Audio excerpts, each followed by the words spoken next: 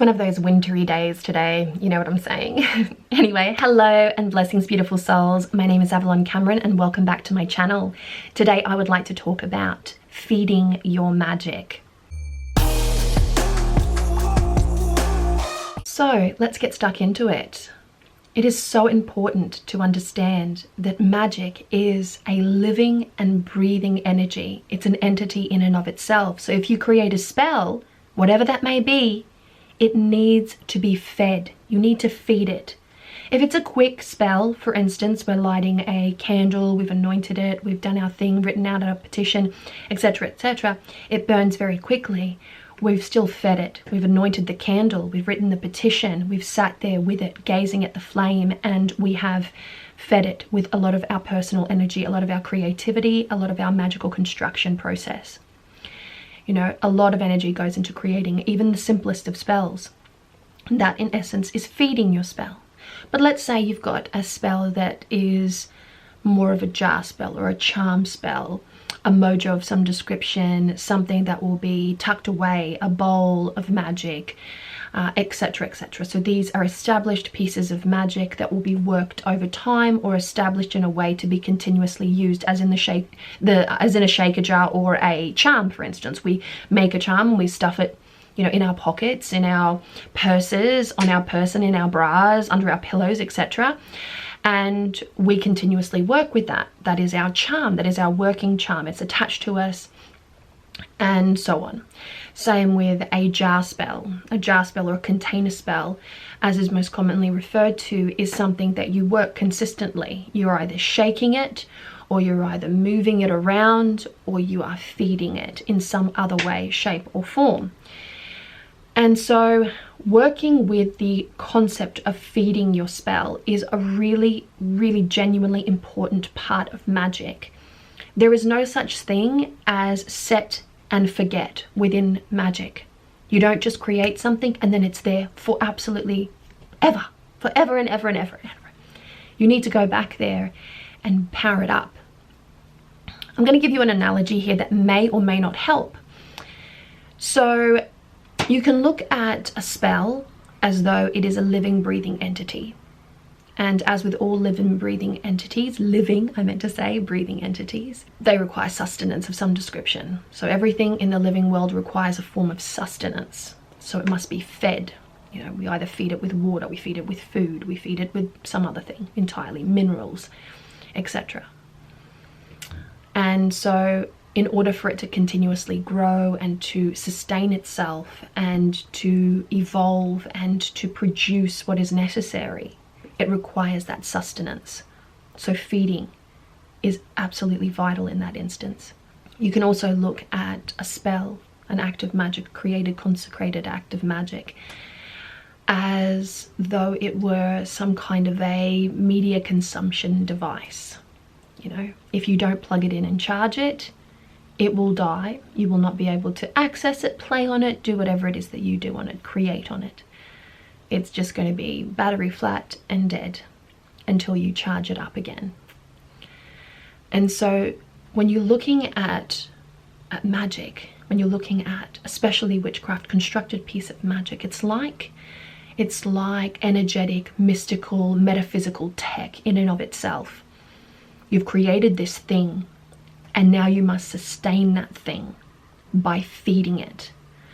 Now this is where oils come in handy.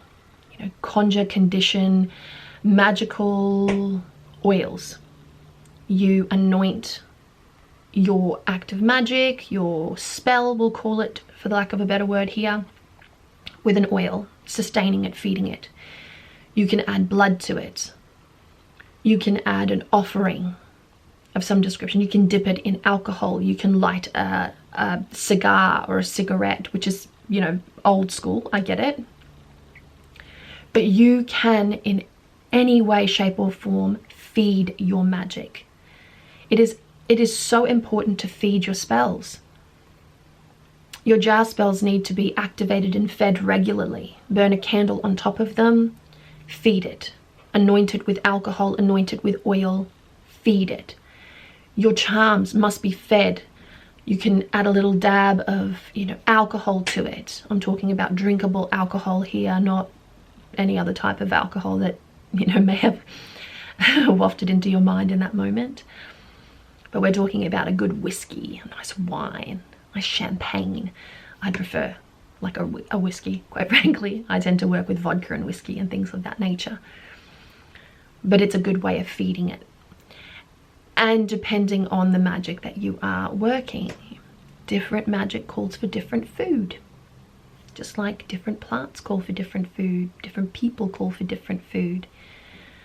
If you're working something ancestral, then you may want to feed it in cigar smoke and alcohol that is pretty well connected to your family line. If you are working some form of prosperity magic, then you want to go highbrow with that. If you're going to use alcohol, that is, you want to go highbrow, top shelf, you know, that holds the energy of the blue bloods, if you will, and, you know, the fancy schmancies. So feeding your spell, it comes down to what it is that you've created and how it is that you want that spell to behave. Feeding your spell with blood is a very, very powerful thing, but not necessarily something that is recommended to beginners or even intermediate practitioners of the craft. Blood magic is very intense, and if it's done incorrectly, you will suffer the consequences. You have been warned, okay? Take that as a warning, and I'm not messing around here. I'm saying this to protect you from any kind of weird magical fallout that can happen when you practice types of magic that require a great deal of knowledge, wisdom, and know-how. And so feeding your spells with green blood, the teas, the pulp of plants that you have cultivated, that you have steeped, and that you have pulverized yourself, that beautiful pulp that you can get from magical plants, specifically chosen magical plants, can be very, very beneficial in feeding and bathing magical objects, for instance, altar surfaces, for instance. And that's another thing that I'd like to just quickly and briefly mention. Your altar, the surface on which you practice your magic. If you have an altar, because let's face it, not all practitioners can or want to have an altar. We've talked about this in my previous video about magic. What is real magic? In case you didn't catch that, I'll link it in the cards up here somewhere. And an altar is, if you have the ability to have an established altar, an altar is a sanctuary. It is a divine, sacred space. And an altar is in and of itself, when it's been prepared, when it's been, you know, bathed, when it's been consecrated, when it's been activated effectively, it is a living, breathing entity in and of itself. And that is something that requires regular feeding. So upon an altar, I typically anoint my altar regularly.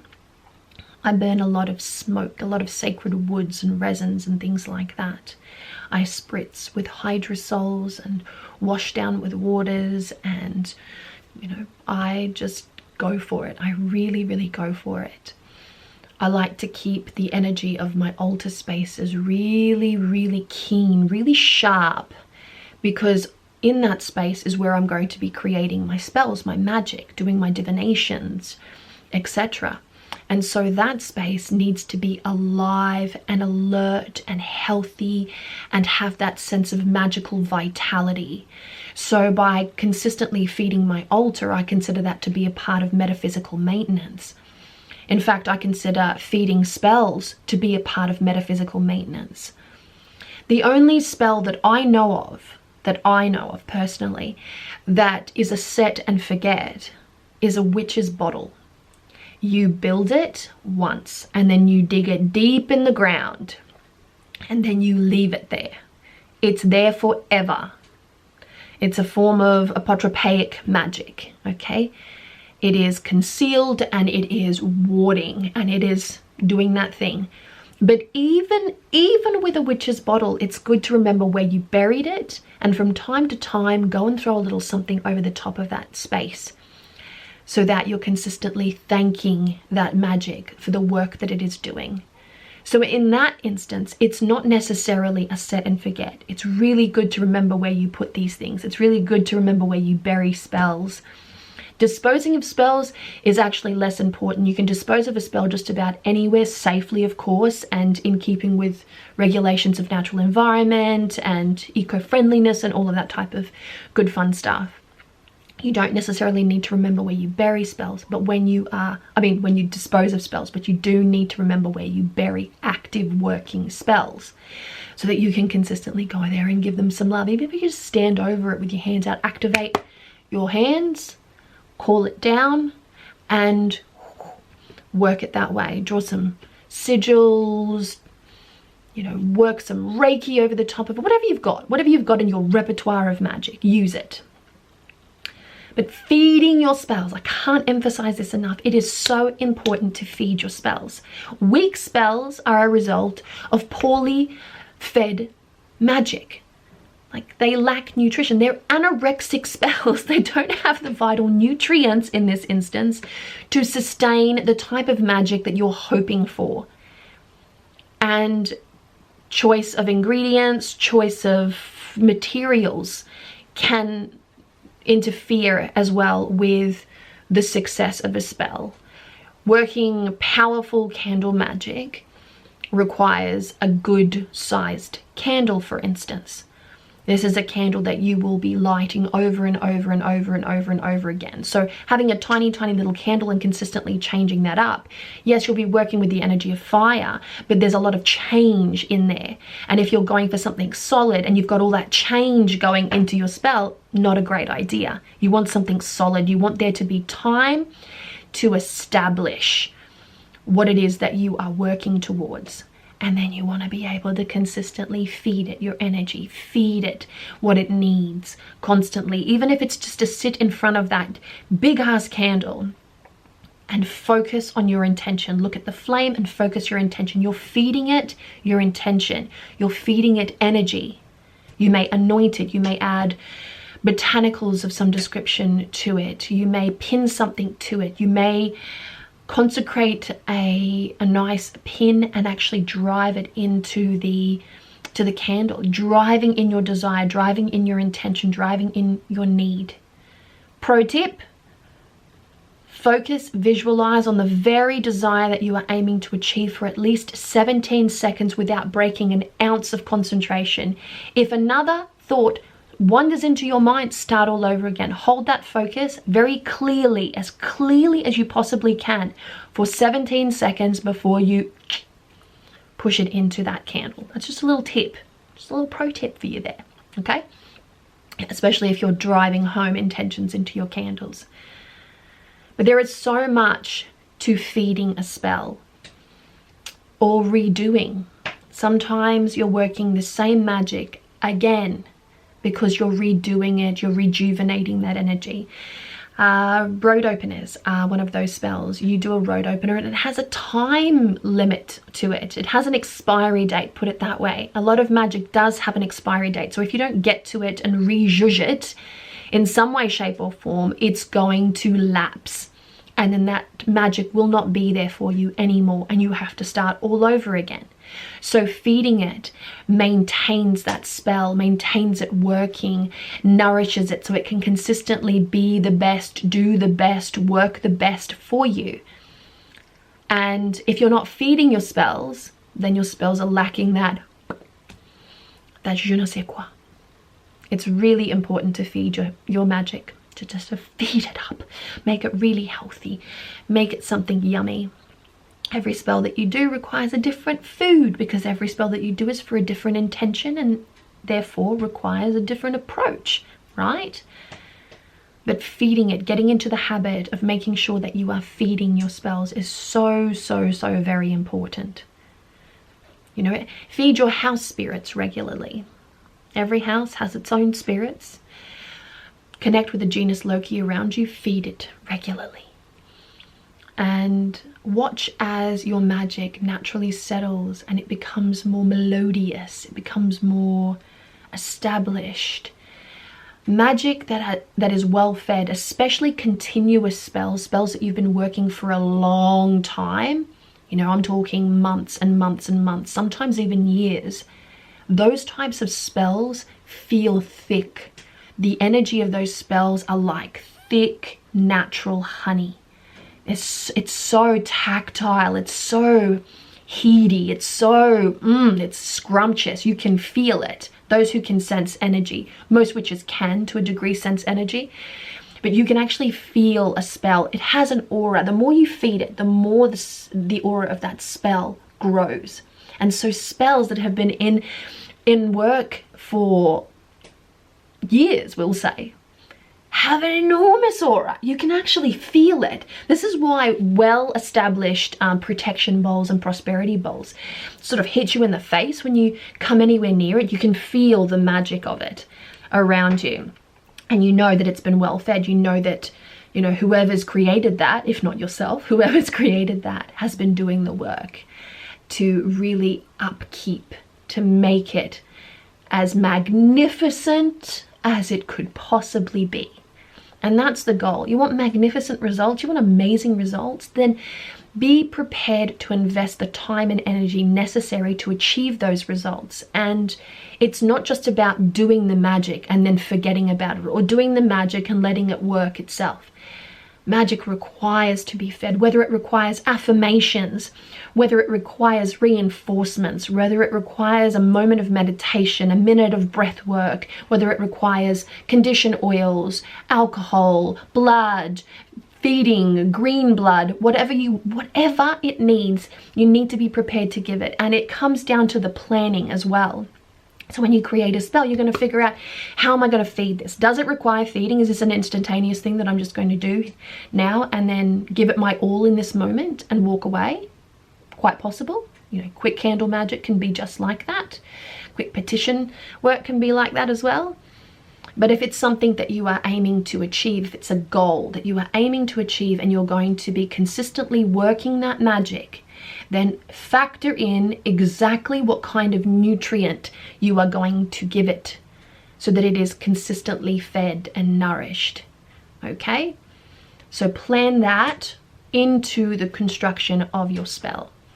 And you can't go wrong. A well-fed spell, a well-constructed spell that is then very regularly fed is a beautiful thing. It is a very beautiful and powerful thing. So as a witch, do your research. As a person weaving magic, do your research. And remember, spells need to be fed. Spirits need to be fed. Ancestors need to be fed. Food, magical food. Feed, feed, feed. Like, get it into your head. You know, work with that knowledge, work with that understanding. And you will find that your magic starts to take a different shape, starts to feel energetically different, because you're working at sustaining it more regularly. All right, I think I've rambled on for quite long enough. I hope that I have been able to give you something in this video, because these little witchy rambles that I'm in the mood to make are just random ideas that pop into my head via conversations that I've had, and I really feel like talking about it. I just really feel like sharing it, and I hope that you enjoy it. If you do, please do give this one a thumbs up, because I will definitely make more of this. Is very well received. I will definitely make more of these witchy rambling videos. This actually reminds me of the This Witch's Perspective videos that I used to make years and years ago. It used to be a little series on my channel.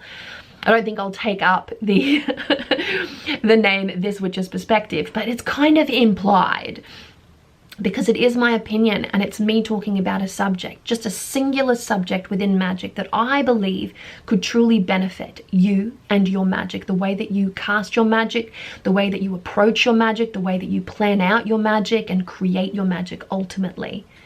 I want you to be the absolute best practitioner that you can possibly be. And the more knowledge you have, the more wisdom you have, the better your practice and your magic will be. And so if I can contribute to the health and vitality of your practice in any way, I would love to.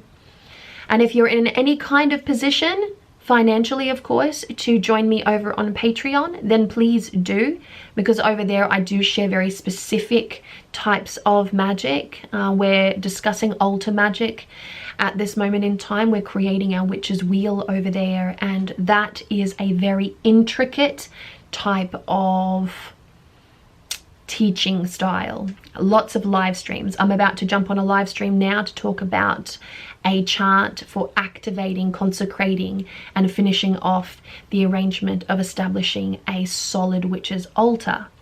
But last week we talked for ages about establishing an altar and the ways that you can activate it, feed it, the way that you can consecrate it, bless it, draw the spirits nearer, and so on and so forth. So it was a really comprehensive chat in the end, and very well received. So just thought I'd mention that, because there's always a lot of exciting stuff going on over on a Patreon. But in the meantime, I'm wishing you so much love, luck, peace, and joy. May your magic be brilliant. May it work for you, and may anything that I have said within this video somehow, in some way, shape, or form, benefit you. Much love and many blessings. Bye.